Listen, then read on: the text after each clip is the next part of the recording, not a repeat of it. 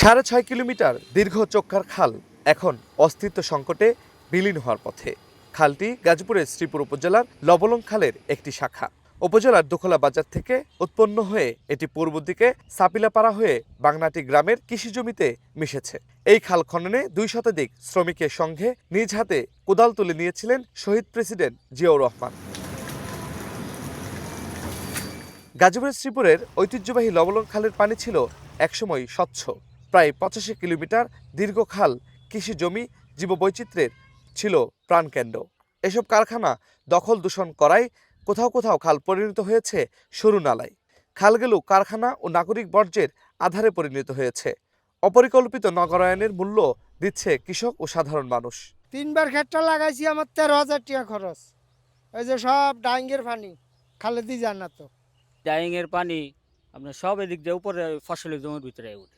প্রভাবশালীদের ছত্রছায়ায় খালে প্রতিনিয়ত ফেলা হচ্ছে ময়লা।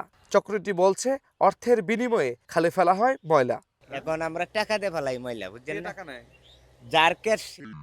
আর পরিবেশ কর্মী বলছে বারবার পরিবেশ অধিদপ্তর প্রশাসনের দ্বারস্থ হয়েও খাল উদ্ধারে প্রতিকার পাওয়া যায়নি। কৃষকরা কিন্তু অনেক দিন যাবত কিন্তু বিশেষ করে উপজেলা নির্বাহী কর্মকর্তা, ডিসি মহোদয় সহ সংশ্লিষ্ট দপ্তরে কিন্তু এটার জন্য স্মারকলিপি দিয়েছে। আর আমরা যারা আছি আমরাও কিন্তু দীর্ঘদিন যাবত এটা থেকে পরিত্রাণ পাওয়ার জন্য কিন্তু আন্দোলন করে আসতেছি। খাল দুটি দখল ও দূষণের জন্য দায়ী শিল্প প্রতিষ্ঠানের বক্তব্য নেওয়ার জন্য কারখানার মূল ফটকে গেলেও কোনো শিল্প প্রতিষ্ঠান কথা বলতে রাজি হয়নি। আর অন্যদিকে শিল্প কারখানার বিরুদ্ধে বরাবরের মতোই আইনি পদক্ষেপ নিতে অনীহা দেখা গেছে পরিবেশ অধিদপ্তরের গাজীপুর জেলা কার্যালয়ের উপপরিচালকের। তবে উপজেলা প্রশাসন বলছে খাল দখল ও দূষণকারীদের বিরুদ্ধে ব্যবস্থা নেওয়া হবে।